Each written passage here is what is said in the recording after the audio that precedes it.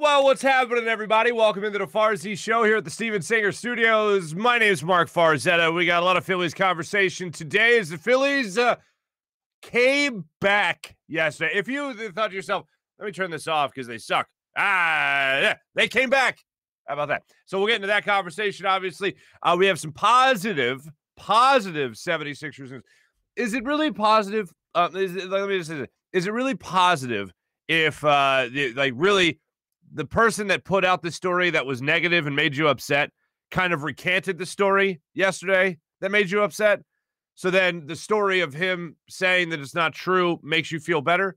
I guess that's still good news. Even if you get bad news first, you still get the bad news first, you get the good news second. It's still good news. It makes you feel a little bit better. So, yeah, I'll ride with it as good news. We got some flooding conversation to get into because I just don't understand our city. I don't understand the city of Philadelphia. I love our mentality, but there's a couple of things that I'll have to question about how we're treating the post-flood incidences. I'll have to walk you through a little personal thing I had to go through yesterday. And a couple other things as well. We got some Eagles conversation we're going to have as well because Ross Tucker is going to be joining the show today. You can check out Ross right there on all his social media platforms. He has his own podcast. He obviously does the Eagles preseason color analysis during the game with Scott Graham. We talk a little Rocky IV because that came up during the conversation the final preseason game. I don't know how Scott Graham doesn't like Rocky IV, but apparently Scott Graham doesn't like Rocky IV. But Ross Tucker will join the show today to talk about all things Philadelphia Eagles. So we have a lot to jump into. As I mentioned, I just don't see it. I love the Phillies to make the playoffs. They're now still 2 games out of first place in the National League East because the Braves won last night against the Colorado Rockies 6-5. But the Phillies could have gone back down to 3 games. The great thing about it is that they didn't. Aaron Nola, yet again, September continues to bite him in the butt. For whatever reason, Aaron Nola loses his mojo come September. Yesterday was unfortunately, was no exception to that rule. He goes out yesterday, and I can't remember a time where his curveball looked that flat. Even in days, as we said throughout this season, where he did not have his best stuff. Oh, despite Aaron Nola not having his best stuff, he still fought in there. He still fought today. Yesterday, he did not have anything close to his best stuff. Fastball looked flat, and his curveball, watching him throw curveballs yesterday was like watching humpback liners come out of the guy's hand. Those humpback liners that you'll see hit to the shortstop or third baseman or second baseman, where you'll just see they just stand there and they wait for what feels like an hour to just pluck that ball out of the sky. That's what it looked like. Slow, almost deliberate. It looked like molasses coming out of his hand yesterday. And, of course, the Washington Nationals were able to take full advantage of that. They were able to just tattoo those balls into the bleachers or into the gaps, and that's how they built their 6-0 lead. And even when Aaron Nola was pulled from the game, they still were driving in runs left and right. So they get down 6-0. You figure, how are they going to come back from this? And how do they come back from it? Well, as Joe Girardi said last week, if they're going to go on a run, like they have now, they're going to have to get contributions from everybody in their lineup. And they got contributions from Andrew McCutchen, who had been cold and now is hot all of a sudden in this Phillies lineup. You look at how he just played this game yesterday. Both pitches that he was able to drive to bring in runs were pitches that were not pitches to hit. They were down in the zone. They were 2 inside, and he was able to turn on them and put them in the gap. We put it in the left center field gap for the 3-run double that he had that made it a 6-3 ball game. Went down and got that baseball. The next time he stepped to the plate with a chance to drive in some runs, did the same type of thing. A little bit of a harder pitch to hit because it was even further down to the zone, still over the middle of the plate, but further down to the zone, and he timed it perfectly, put it back up the middle, and they got the hit. So Andrew McCutchen has come around for you. Nick Maton, now back with the big league ball club. Good to see you, Nick Maton. 0 for 7 going into yesterday as a pinch hitter during the season. Now, keep in mind, in the beginning of the season, we thought, Nick Maton, this guy's got something. Turned out not to be the case, goes back down to the minors, comes back up for September, and all of a sudden you see him start to hit the baseball. Yesterday, you saw him put the bat on the ball. He hit it right at the second baseman, and as luck would have it, He's able to drive in a couple of runs off that play. Then even later in that inning, you have Odubel Herrera step to the plate. He hits a ground to the second baseman. There's a hesitation there. They actually end up getting another run because Odubel Herrera was able to beat out the throw thanks to that little hesitation by the second baseman. All these little things are coming together. You have McCutchen looking like he's going to get hot from the plate. You got guys coming up from the minor leagues like Vierling, for instance, now Maton. They're contributing now at the big league level again. And then you see a guy like Odubel Herrera actually put together a nice little modest 6-game hitting streak. And you have on top of that Bryce Harper hitting the baseball with great consistency as he's really been doing over the last 2 months of the season. So, look, if the Phillies are going to do this, if they are going to make the playoffs, if they are going to push for the wild card, whatever it might be, you need all these clicking, all these instances clicking. And Noah, Joe Girardi talked about that yesterday during his post-game press conference where he said basically what momentum can be. And momentum is interesting. I like what he said about the momentum. Here's Joe Girardi on the Phillies' established momentum right now. Momentum is what? The next day starting pitcher, right? But I think what it continues to show is that we always have a chance to come back. And that's important for teams to have that feeling that, yeah, you can get down, but hey, get a couple guys on. Let's see what happens. You know, Kutch comes up with a big double that scores 3, and all of a sudden we're back in the game. You know, and that's important that you have that feeling as a team and never out of it.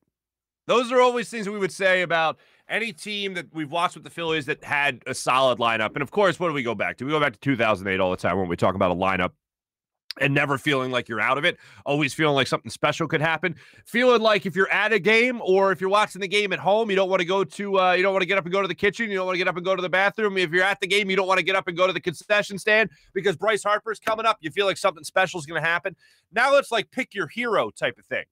Now it feels like throw darts at a board to see who's going to be the guy to step up. Andrew McCutchen again, Bryce Harper again, Matt Vierling again. Who's going to be the guy that's going to step up and play the role of the hero? And by the way, for the record, the name of momentum this time around is Kyle Gibson. Kyle Gibson's your next starting pitcher, and we'll see what he has to offer coming up a little bit later today. I can't wait. It is a holiday weekend, folks. And I hope everyone has got some fun plans coming up for the Labor Day weekend. I had to look it up once again for when exactly everything was falling into place here, because I always mess up Memorial Day and Labor Day. So hopefully I have that right. But speaking of doing some fun stuff, I was going to wait for the morning rush to do this, but I'll show you the actual video in the morning rush. Have people seen the things that have gone viral with videos of people playing in the flooded waters in Philadelphia? By the way, that's the technical meteorological weather term. I don't know. As far as it goes with people playing in the floodwaters in Philadelphia.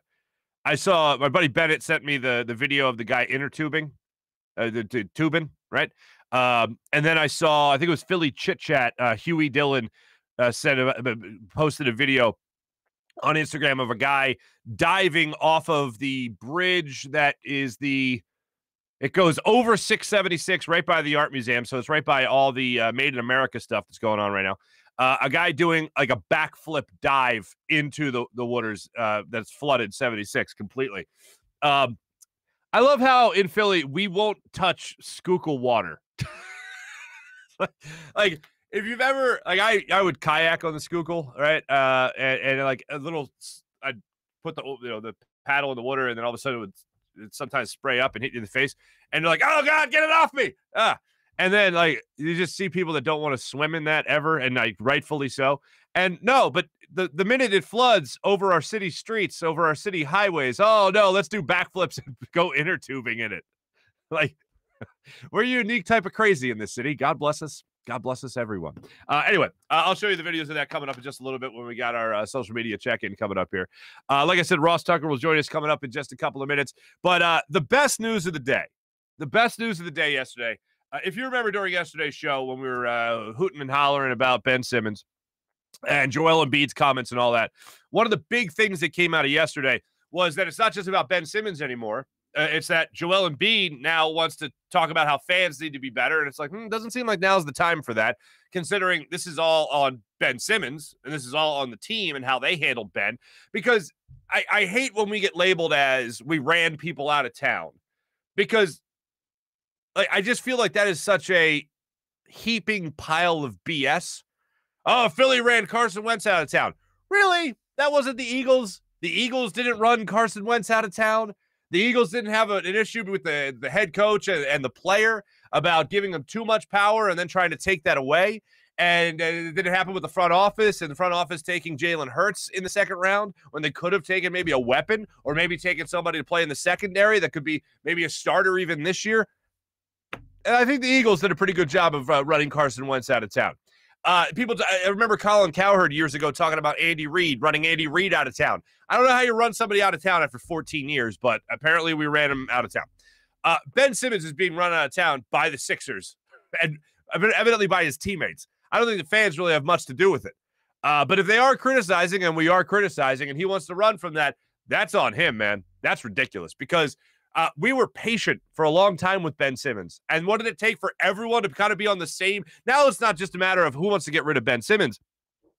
It's a matter of like what the small price you're asking in return for Ben Simmons. Now everyone wants Ben out.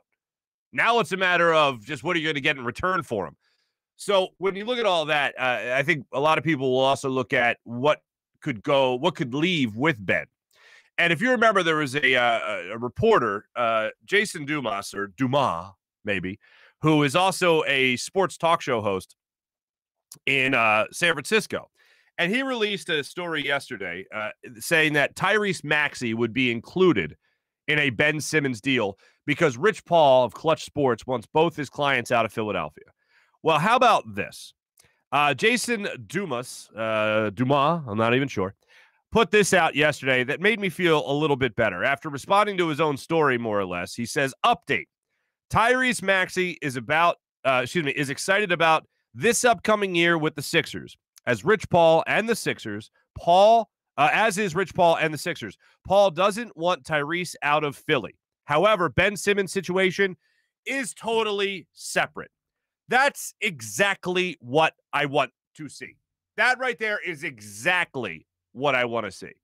That Tyrese Maxey is his own case and Ben Simmons is his own case. Totally separate. More of that, please. Because I don't want to lose Tyrese Maxey. I understand that even if you are going to trade Ben Simmons, you might see Matisse Thybulle thrown in there. You might see Tyrese Maxey. You might see Jared Springer thrown in there, their first-round pick from this past draft. You might see him thrown in there, and I'm hoping it's him because I already know what I can get from Tyrese Maxey, and I know that guy's going to put in the work to get better, to get even better. And talk about this. Ben Simmons in the playoffs, especially in that Atlanta Hawks series, cowered from the moment when Tyrese Maxey stepped up and embraced the moment. So, yeah, I don't want to lose a guy that's going to be embracing moments like that, like Tyrese Maxey embraced his opportunities coming up in the second round of the playoffs. I loved what I saw from Tyrese Maxey in the playoffs. So I didn't see the same thing from Ben. So if you are going to move on from Ben Simmons, I don't want to see that young talent move on also. And the fact that now the report is out there saying that Rich Paul doesn't want to see Tyrese Maxey linked up with Ben Simmons, that makes me feel a little bit better. That was the best news I saw yesterday. I mean, the game, of course, with the Phillies was nice, but as far as just news, not a game, just talking about news, that's the news I needed to see yesterday. Coming up in a minute, we're going to talk to, like I said, Ross Tucker. But right now, let me tell you about my good friend, Steven Singer of Steven Singer Jewelers. Ladies and gentlemen, do what I do for all your big jewelry purchases. Make sure you trust my guy, Steven Singer. The other corner of 8th and Walnut, right in Philadelphia, right in Jewelers Row. Every day set at the perfect price at Steven Singer Jewelers. So when you walk in, you don't have to worry about missing some sale or discount or some promotion. No, every single day is the promotion. Everything is set at the perfect price every day. Every week, 52 weeks, 365 days, 12 months out of the year, the perfect price every single day. So you know you're not getting taken advantage of. You know you're not going in there having to negotiate, having to haggle every day with Steven Singer. You know every day it's set at the perfect price because some other jewelers, most other jewelers, they mark everything up so that you feel like you're getting some kind of deal when you go, I'll give it to you for $300 off. No, it's already $300 off. It's already taken care of. Perfect price every single time. So do what I do for all your big jewelry purchases. Got someone special in your life? You want to pop the question? Ready for love, diamond engagement ring, standing by, ready, at the ready for you. And a real jewelry expert will walk you through everything. Look online at IHateStevenSinger.com. That's IHateStevenSinger.com for fast and free shipping every day. Do what I do. Go to the other corner of 8th and Walnut, right on Jewelers Row. Steven Singer Jewelers. One place, one price, the perfect price every single day. I really like Ross Tucker. I think he did a phenomenal job in the preseason. I think he does a great job with his football analysis. And the man was out in a hotel room when we caught up yesterday. So without further ado, let's talk some Eagles football with our good friend Ross Tucker, of course, of Ross Tucker Podcast. You can also follow him, Ross Tucker NFL on Twitter. Without further ado, let's talk to our good friend, Ross Tucker.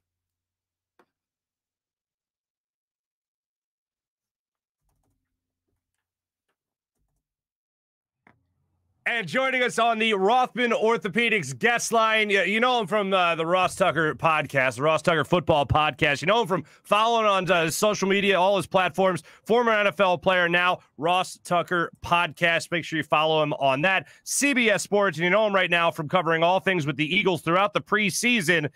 Ladies and gentlemen, Ross Tucker, host of the Ross Tucker Football Podcast. And Ross, I understand you also have what is myfrontpagestory.com? I've heard a couple of things about this, but I'd love to hear it straight from the horse's mouth. Yeah, so you mentioned all the media gigs, but I also have a couple small businesses that I really like. It's kind of fun. One of which is myfrontpagestory.com. I'm just telling you, dude, it's the best gift of all time. You literally talk to a writer for 10 minutes. So if you got an anniversary coming up, a birthday, wedding, whatever, talk to a writer for 10 minutes about your wife, your mom, whatever. They write the most unbelievable story about her. And then it's framed, looks like it's on the cover of the newspaper. When you give it to her, Marc, like, I know you've been married for a while. Like, enough with the Olive Garden gift cards, okay? Like, every year you get her the same Olive Garden gift card for the never-ending possible. Dude, I'm just telling you, when you give it to her, she'll be like, you say to her, babe, I had a story written about you. She's like, wait, what? You had a story written about me? Yeah, I had a story written about you. And then when she reads your quotes about, like, I never thank her enough for everything she does for the family, she will cry. I told my buddy who started the business, the motto of the company should be, she will cry, you will win, myfrontpagestory.com. myfrontpagestory.com. That's a brilliant idea. I'd only heard a couple of things. That's pretty amazing, though. That's so her birthday's coming up end of October. It might be nice. I might be. Dude, I'm telling you, she will be blown away. She'll think you put way more time into it than you actually did. And here it is. Now I was just doing something for my show and got the explanation. But I just want to let you know this.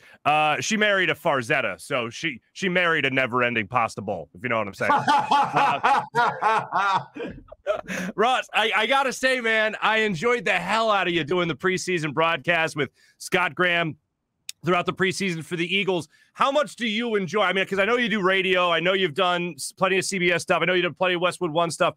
How do you enjoy actually doing the team that you grew up rooting for, using your football knowledge as a former NFL player, offensive lineman? How do you enjoy doing it for the team you grew up rooting for? Yeah, I mean, man, it's I'm really fortunate. I've had a bunch of, I guess, dreams come true in my life, right? Like when I was, I guess until like 7th grade, I wanted to be an NFL player. And then I was 5'2", 130, chubby. My dad's 5'9", $170. So I almost gave up on that one. Thought, all right, I just want to be a broadcaster. I'd love to be a broadcaster and maybe do the Eagles games. Well, they all came true, dude. It's unbelievable. And so for me to do the Eagles games, it's really cool. You know, it's weird when you play for other teams, but I would say with every passing year, you know, and being where I live and where I'm from and all my friends, the affinity for the Eagles comes back a little bit more each year. So it's very cool to do the Eagles games. And you know how it is, man. Like, I can do national games on Westwood One. I can do college football national for CBS. Nobody cares. None of my friends and family care unless I'm on their TV doing the Eagles. Now I'm a big deal. Now they think I'm cool. When is there a moment where your parents or your friends, your family kind of knew that you made it, more or less? Was it actually just doing Eagles games? What was it? You know, I think probably two things. When I got my own show for a while on satellite radio before I left, I think that was pretty cool to have my own radio show on a Sirius XM channel. And they don't even know how successful the podcast is. They're like, "Oh, are you still doing that?" I'm like, "Yes, I'm still doing that. And I will forever. Thank you." But, I think 2009 and 10, I did a couple NFL games for Fox. It's kind of funny. My agent got me a game with Fox in like 2009, and it went really well. And they said, if we have a Week 17 game, you'll have that one. Well, we did, and I did it, and that went really well. And they told me after the year that they thought I would get a package of games the next year, be like the seventh guy. And then they called me in June and they said, Kurt Warner says he wants to be a broadcaster, so he's going to be the seventh guy. So I thought, okay, well, I get it. Then the next year, they gave me a game, and it went well. And then they said the same thing. And then in like June, they're like, Chad Pennington. I was like, all right, just forget it. Like Kurt Warner, I could totally get. Yeah. But Chad Pennington, I mean, I love Chad, but people like Chad come out every year. So I kind of just thought, well, whatever. I'll just do a college game on TV. I'll do an NFL game on the radio, do my other stuff, and stop chasing, trying to do that. But the reason why I brought that up is when I did those Fox games on TV, and my parents could watch me on the Red Zone channel or DirecTV and stuff, that was pretty, that was like, wow, he is doing a Fox NFL game. That was pretty cool. That's awesome, man. I mean, all I ever hear about that Kurt Warner guy is scallywag. That's all I ever hear about him. Just scallywag. I do want to ask, so doing the whole preseason and everything, is there a player or something in particular about Nick Sirianni's coaching style or anything that jumped out to you about this Philadelphia Eagles team? Well, I guess I would just say I like him.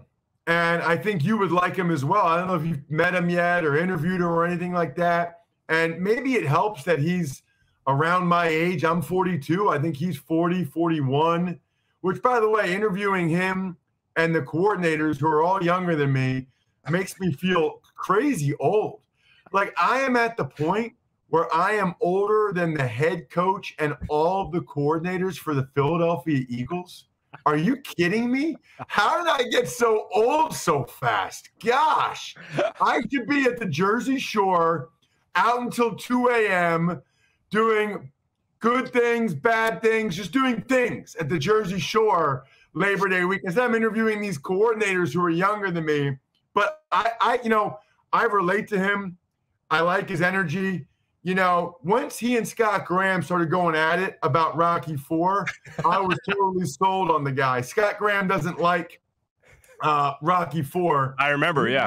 By the way, Mark, were you the one that texted me, you can't triple stamp a double stamp? Yeah. Was that you? I did, yes. I did. That was amazing. Thank you. I needed that, dude, because I don't know, we jinxed each other or something, and I could only remember from Dumb and Dumber. I knew there was something. Yeah. And it was like double, and I don't know what, maybe growing up it was double king jinx, triple queen, like something like that. But right. When you said you can't triple stamp, I was like, oh, thank goodness.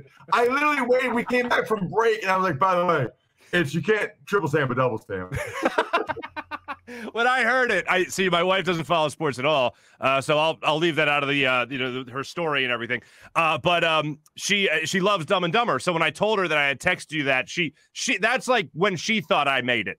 When I could text you a quote about Dumb and Dumber, quite frankly. That I used on the game then a little bit later. No, I like Sirianni, and honestly, Mark, my big thing is, and I've talked about this. I do a betting podcast, the Even Money podcast. Okay. And I'm telling you, you would not believe. I think the last 4 guys that have come on are all taking the under on the Eagles' season win total, under 6.5 wins. 1 or 2 of them said they're betting on the Eagles to have the number 1 pick in the draft next year. Wow. They're betting on the Eagles to have the worst record. I just don't see it. I mean, the thing I keep saying, and maybe I'm biased, maybe I have Kelly Green colored glasses or whatever, but if the O-line stays healthy, they're top 5 all day. If the D-line stays healthy, they're top 10, maybe even top 5. I think people are going to be shocked at how good Javon Hargrave is. And if Hurts just isn't the worst quarterback in the NFL, I mean, last year, Wentz led the league in picks and sacks. He didn't play the last 4 games, Mark. He didn't play the last 25% of the season and led in picks and sacks. It's crazy. If Hurts just has 5 less picks and 5 less sacks, they're winning 7 to 10 games. So I really like the over, and I think all these people on my show are stupid. I agree. I mean, I'm around like the 7 to 8 win, so I would bet the over there. And I agree with you. The offensive line has to stay healthy, and defensive line has to stay healthy, and all that. I just don't have a lot of confidence that they will, just based on past history. But if they do stay healthy, I think you could easily get in the double digits after that. Yeah, I mean, look, and I think the defense is going to be better than people think. I think they'll surprise some people with what they're going to do schematically, having watched them at training camp a few times.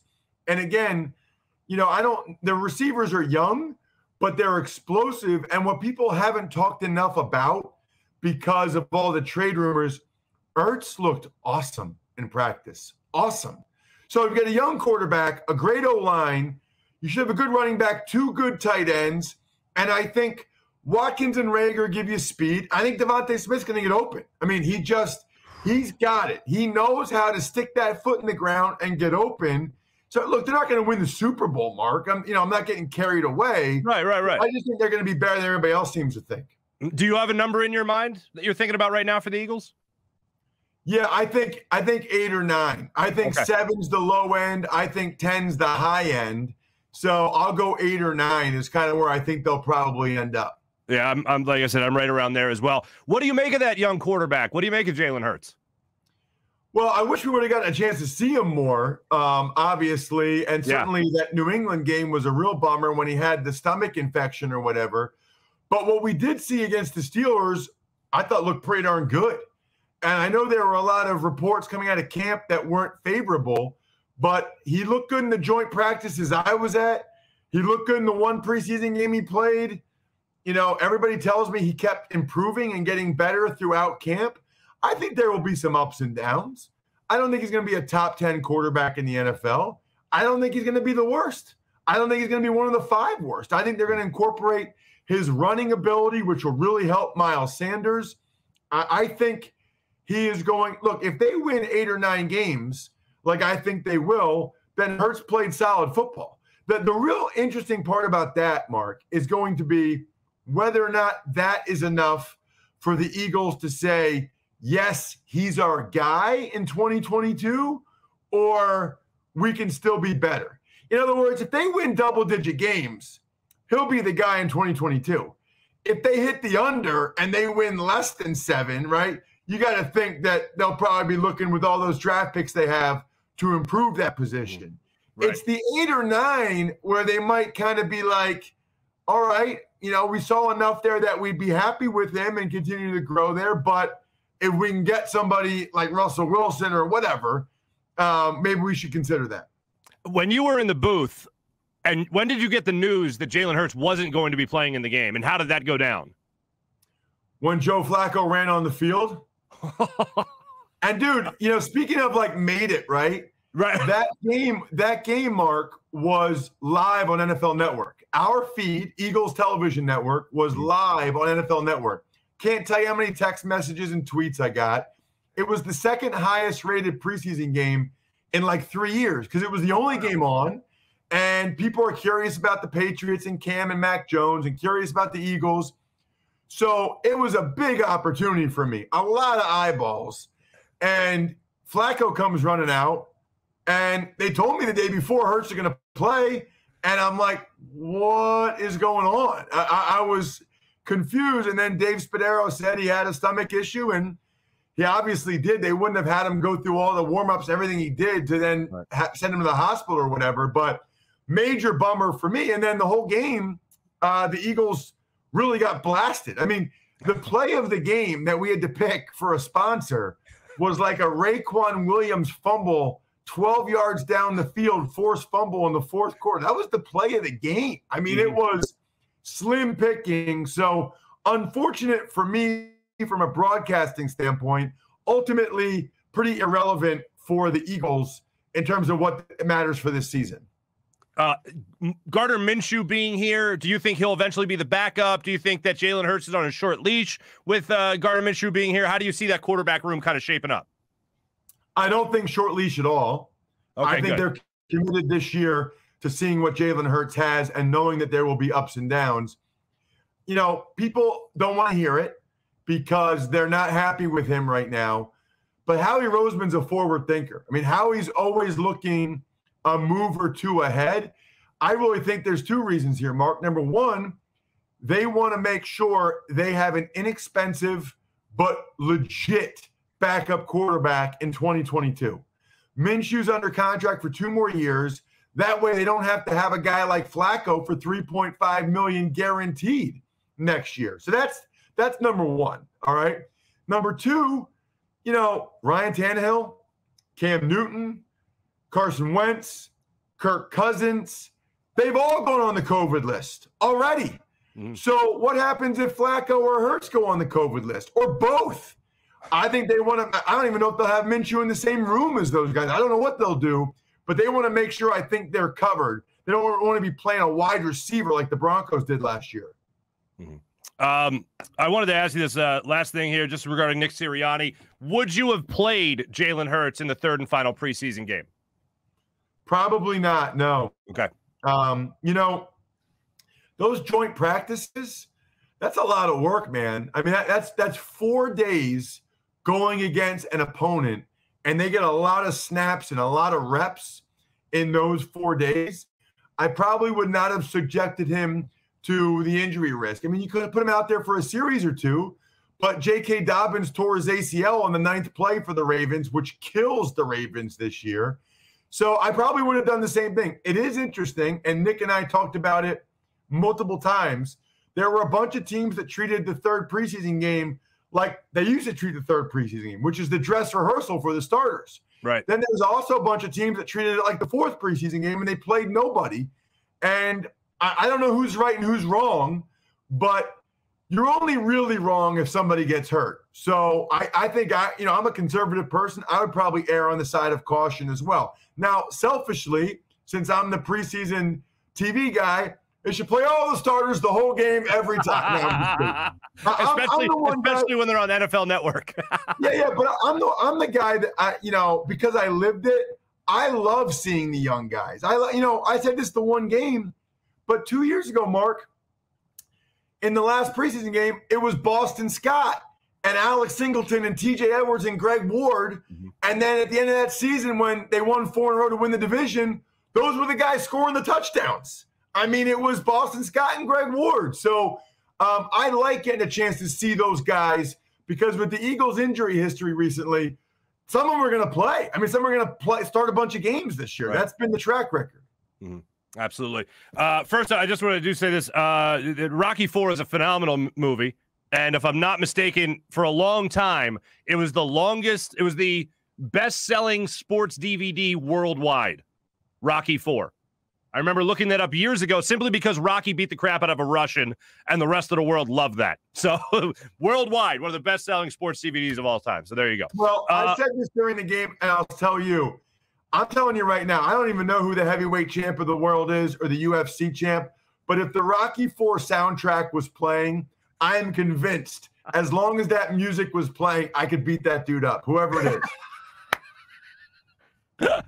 I will not challenge you on that. I'll tell you that much because I agree. I agree wholeheartedly. Ross Tucker, you're in a hotel joining us. I appreciate that. You got a game with CBS Sports coming up here? Yeah, Holy Cross at UConn, which is actually a gigantic game for both teams. I'll be the guy at noon on CBS Sports Network pretty much all year. So if you want to watch a game, learn something about football, and laugh a few times, and maybe have me correct myself with a text from Marc Farzetta, make sure you tune on CBS Sports Network at noon every Saturday all season. I got you, brother. I got you. Don't forget, you got to listen to the Ross Tucker Football Podcast, of course. Also follow him at Ross Tucker NFL. And, hey, my wife's birthday is coming up at the end of October. I'll be hitting up myfrontpagestory.com. So dude, don't just say it. Do it. Don't just say it. Do it. She will love it. I'm telling you, she will love it. Oh, well, I'll tell you, the Olive Garden gift cards are running out. So I got to come up with something a little bit more original. Ross, you're the man. I appreciate you joining me so much, man. Thanks a lot. Good luck during the college football season. I'm sure we'll catch up with you at some point down the line, brother. My pleasure, man. Thank you for having me. The great Ross Tucker joining us on the Rothman Orthopaedics guest line. My thanks once again to Ross Tucker for joining the show on the Rothman Orthopaedics guest line. I remember it was some contest we were doing years ago when I was at WIP, and I had to look up like the best-selling DVD, sports DVD. Random, but it was one of those contest days, which was every day. And I remember Waterboy was one of them, like best-selling DVDs, sports DVDs of all time. And I'm like, sports? Well, I guess he is a football player. But like, when you think of sports movies, you think of like Field of Dreams, you think of Rocky, obviously. But one of the things that I remember looking at was the fact that Rocky was like Rocky 4, not Rocky 1, not Rocky 2, 3, 5. And this is before Rocky Balboa, right? Like, I couldn't believe that those movies were the creme de la creme. Like the Rocky 4 movie was the creme de la creme of the DVDs of that movie. And I was like reading descriptions about it online, and it was solely because the rest of the world hated Russia, and they loved the idea of Rocky Balboa beating the crap out of Ivan Drago, played by an award-winning actor, Dolph Lundgren. So yeah, that's just one of those things one of those random things that I remember. And I really enjoyed Rocky. I enjoyed a guy running in like a bomber jacket, like a 1940s bomber jacket up a hill, full hat, full like fur inside, whatever you call it, and leather on the outside. Like, dude, who's working out in that? Who is working out in that? Come on. But anyway, they won. The United States won. So there you go. That was Rocky and all the fun stuff there. And then also, you can't triple stamp a double stamp. I remember watching that and thinking, wait a minute, is he trying to say you can't triple stamp a double stamp? Because I believe the line is you can't triple stamp a double stamp, Lloyd. Anyway, my thanks to Ross Tucker for joining us there. And how about this? Let's recap some of the stuff he said about sports. Sorry. He thinks Jalen Hurts is not at all on a short leash. He thinks it's Jalen Hurts' team for the year. And something's really going to have to go wrong in order for Gardner Minshew to take over. And he is the long-term solution if there is a problem with who your number one quarterback is when you're breaking camp, who, of course, is Jalen Hurts. So I like that he's got confidence in Jalen Hurts. I like that he likes Nick Sirianni. I am interested to see how all this works out with Dallas Goedert and with Zach Ertz, with a quarterback, as Jimmy Kempski told us yesterday, with a quarterback that should be a little bit more accurate, should be a little bit better than what Carson Wentz was bringing to the table last year. And Ross Tucker, as a former offensive lineman, will always highlight that it has to come down to the offensive line staying healthy. And if they do, I think you're looking at a very special year for the Eagles. Like, it's at the point right now, going into the first week of the season, it's at the point right now when I'm looking at this roster and I'm going, hold on, I really like Miles Sanders. I know he wasn't catching the ball in camp. I really liked what I saw from Kenny Gainwell, but he's a rookie. Let's see what he's got, right? You have your offensive line back. Everybody's healthy, so that's great. You have the two tight ends in Dallas Goedert and Zach Ertz, and you have three wide receivers that I think can all catch the deep ball. And guess what? Even if you keep that safety over the top, man-to-man coverage, whatever it is, you can't keep on rolling that safety if you're going to have three wide receivers at that type of speed on the field at the same time. That's going to be difficult to cover. Think about the things that can open up underneath if you're protecting with a guy over the top. With three guys with that type of speed, yeah, as Ross Tucker just said, Devontae Smith's a guy that's going to get open in the NFL with a lot of consistency to that. I look forward to seeing what Jalen Hurts can do with these weapons on offense because I think they have a lot of weapons on offense. And I'm hoping the Eagles really surprise a lot of teams with how they're going to play offensively.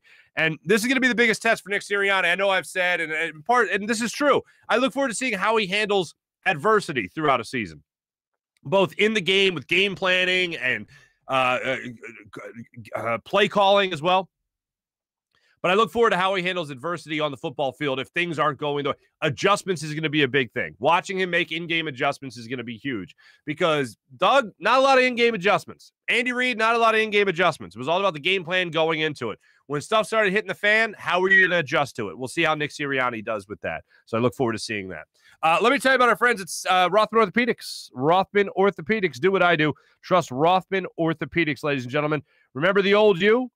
The one that had to put up with a fickle knee, a finicky hip, a shoulder that doesn't do what a shoulder should do?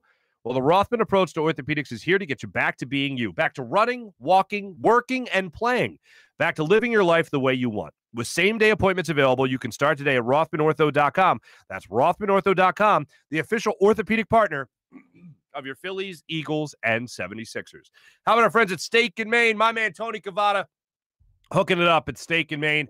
I always recommend the 2-pound tomahawk steak, the amazing sushi that they have there, the delicious, fresh seafood every day at Steak and Maine in the heart of Northeast Maryland. Visit steakandmaine.com for more information.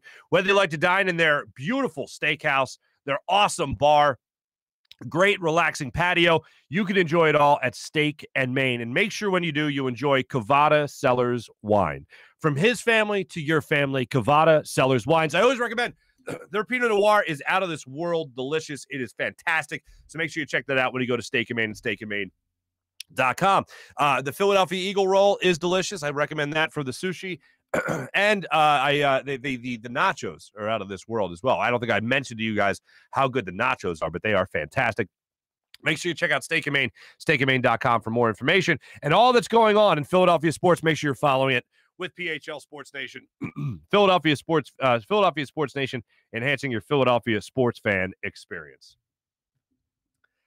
I think I knew where some people were going to go here in the Ross Tucker interview. So let's jump on into our social media check-in brought to you by Steak and Maine and steakandmaine.com. Let's see who started it off. Dan Schwartz leading it off. Way to be there. What a comeback. Nationals gave the Phillies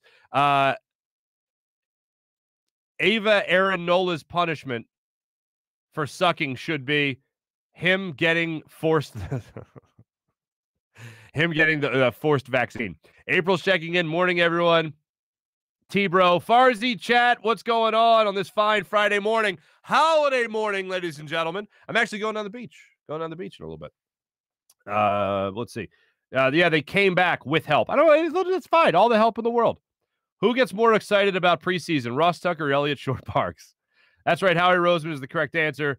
He doesn't have to play any starters. That's true, Dan. That's true. Mally, what's going on, Mally? Nice to see you. Mally also saying hi to producer Jim, PJ himself, and all the good people in the chat. April's checking in.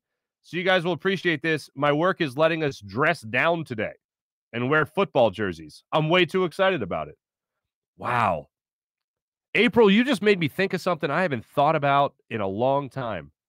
Dress down days as a Catholic school kid. Like, I always love telling public school kids about dress down. Oh, we got to dress down. Like my public school friends or the publics. Like, oh, we got a dress down day today. What is dress down day? Well, it's where you pay a quarter and that goes to charity and you wear your clothes. Huh? Yeah. There you go. It was a big day. I always loved how to buy a pretzel, it was 25 cents, and to wear your own clothes, it was 25 cents. I got to reach out to some of the kids that are in the Catholic school now because I want to know if it's still a quarter or do they make that go up. Is it like $1 now? Like we're talking about, let's see here, the 90s. We're talking about the 90s. Paying a quarter to wear your own regular clothes.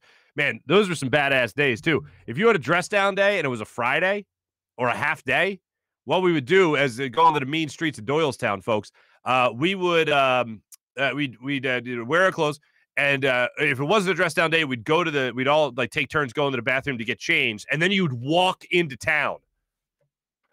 Yeah, like a badass. And there was like a comic book shop where you could buy Pogs. And you buy Pogs, and then you walk through you buy Pogs, you go and you walk to the pizza shop and you go get pizza. Usually it was like Nat's Pizza, or you'd even, be real rebellious and not go to the local place. You go to Pizza Hut and you try to get there as fast as possible because they had the cookie pizza. And if you got there late, it was all gone. And they weren't making another one because they knew it was Our Lady of Mount Carmel's half day, and they knew the rest of the kids were coming, and they weren't going to keep piping that out, unfortunately, because we would crush the buffet at Pizza Hut. But April, thank you for taking me down memory lane there with dress down day. What jersey are you wearing? I assume you're wearing an Eagles jersey. Did you say Eagles jersey? Yeah. What jersey are you wearing there, April? Dan, you bastard. Weed cough at 6:08. I knew once I coughed, I was going to get the weed accusations. That's awesome, April. My college football team let me know last night. Boise State. Go figure. I didn't know that. April swimming 676 of the holiday weekend. I'll show you that coming up in our morning rush segment. Mally, they swim it in pure poo. That is correct. Dan, yes, Mark. Who cares if You get sick from swimming in floodwaters. I don't. Yay, disease. Yeah, April, I remember that commercial. It's pronounced Dumas, or Dumas.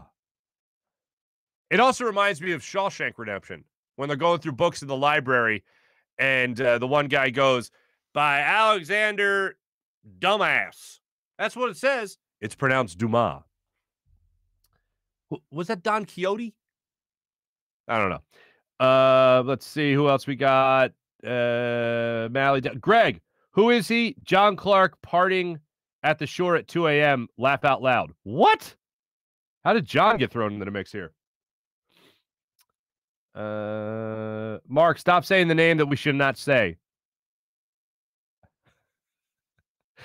If that's a Harry Potter reference, I know you're talking about Carson Wentz, but I'm not into the Harry Potter. I've seen one of the movies. Why did I see that movie? Oh, a girl I was dating at the time back in the day wanted to see Harry Potter. So there you go. Wait, ESP still a thing? Yeah, ESP still a thing. I love Elliot. Ray's checking if Nola isn't using his fastball enough, shouldn't the pitching coach say something to him in the dugout? Yeah, but the fastball itself I thought looked flat yesterday. Like, you're right, Ray, if that's the case. But here's what I'll agree with. If his curveball is flat as hell, and it literally, I use the term humpback liners. Like, it just looked like slow pitch is what it looked like yesterday for him. It looked like a knuckleballer, except it wasn't knuckling. If that's not working, get him the hell out of Dodge. And I think they waited a little too long to get him out of there. Debating between Brian Dawkins and Long, Chris Long, I assume. Thinking I'll go B-Dog since I have like 4 of his jerseys. You have 4 Dawkins jerseys. That's awesome, April. I mean, Dawkins would be kind of baller, obviously. I think Chris Long is like the underrated one. But I think you go Dawkins. I think if it's a dress down day, announce your presence with authority. And you know what, April? When you get to work today, and I don't remember what you do for a living, but if you're working in a nice business setting, make sure you enter work today as Brian Dawkins would, running onto the football field. That's how you have to attack it today, April. And then send me video, because that would be amazing. Willy Wonka and the Quarterback Factory.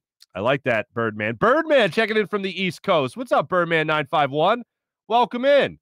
Can JJ go to the Pro Bowl for the best special teams player? Hey, Ike Reese went as a special teamer. Ike Reese tells a great story about when he went to the Pro Bowl, and Peyton Manning went up to him, and he said, Ike, congratulations on making a Pro Bowl. You've had a great career. I've paid attention. If you're Ike just talks about like how that gave him chills. Like, for Peyton Manning to go up to you and be like, I've paid attention. Great career. And I don't doubt that Peyton Manning would review special teams film. I have zero doubt on that. April, you got to go with Dawkins. Dance walking into work. Why not? 2 regular, 1 Pro Bowl, and 1 throwback. Love me some Weapon X. You got the whole kit and caboodle, as they say. People praising Shawshank Redemption. I mean, if you're gonna have anyone narrate your life, it has to be Morgan Freeman, right? The one line, the random line that sticks out to me from Shawshank Redemption is Red, obviously, Morgan Freeman. When Andy Dufresne busts out and Morgan Freeman's going through the reflection, and he's like, I wonder what Andy's doing. And then he's just like, I guess I just miss my friend. Like, that is, every time it gets me, man. I'm just like, oh, God. Say what to Neo. Anyway, thanks everyone that checked in on our social media check-in, brought to you by Steak and Maine and steakandmaine.com. Much appreciated, everybody. Now, before I say this, I will say this. So yesterday, I'm running around Philadelphia. As I told you guys, that we're going down the shore with some friends of ours.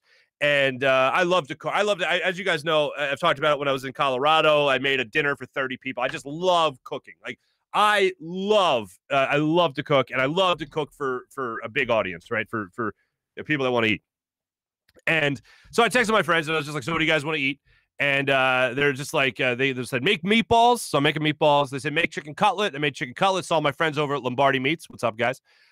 Made chicken cutlets. What else did I make? I'm making the chicken cutlet sandwiches, making the meatballs, and espresso. My buddy wanted espresso, so I hit up my friends at L'Aquila in Center City and got some nice fresh espresso beans and all that. So I had a lot of running around to do, and I had to buy some stuff for the studio. So I had a lot of running around to do.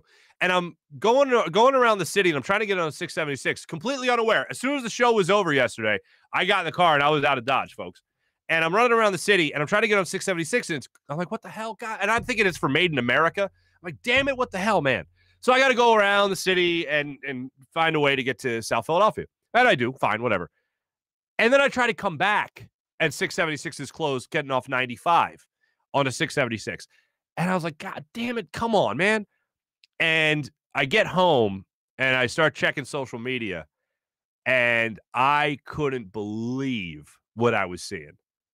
It was like something out of Waterworld with Kevin Costner. Like I was like, where's Dennis Hopper, the one-eyed pirate, like sailing around Philadelphia? I couldn't believe what I was seeing, and this is one of the things that I saw yesterday. By the way, this is our morning rush brought to you by Sky Motorcars and SkyMotorcars.com. Started out with this. How about this guy?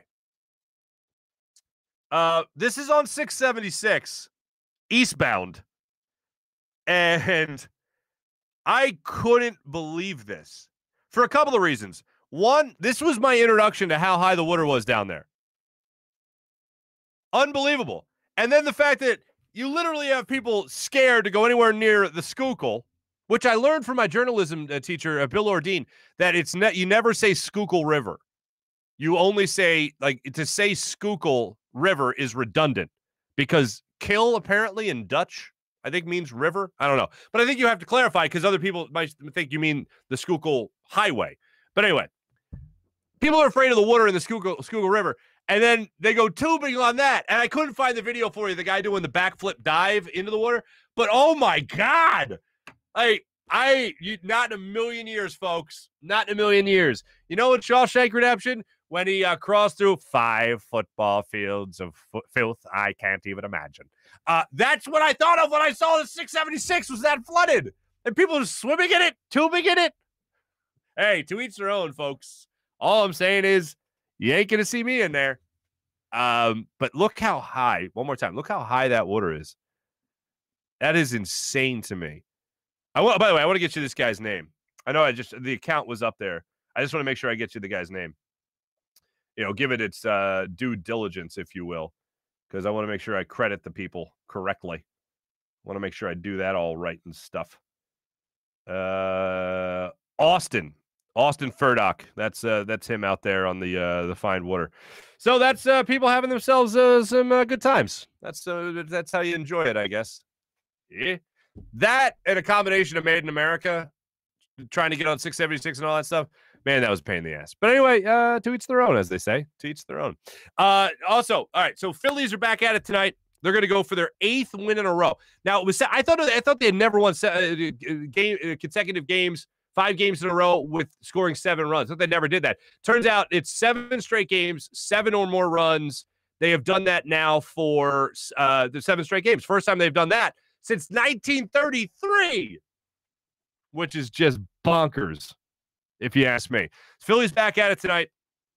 Kyle Gibson's on the hill. Hopefully, Kyle Gibson will continue to be very consistent. Phillies 2 games out of first place right now.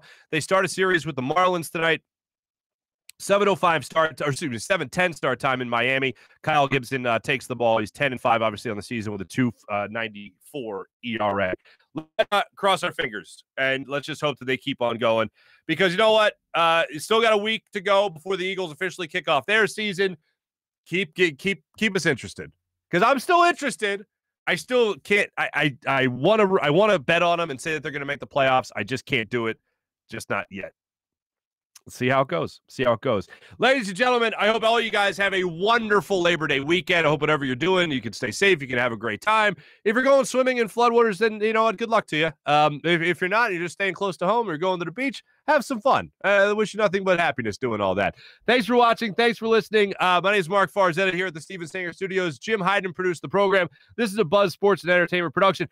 Monday morning, I'll be on remote doing the show for you guys, so that'll be fun. Look forward to doing that. Have a great rest of your day, everybody. Take it easy. Have a wonderful weekend. See ya.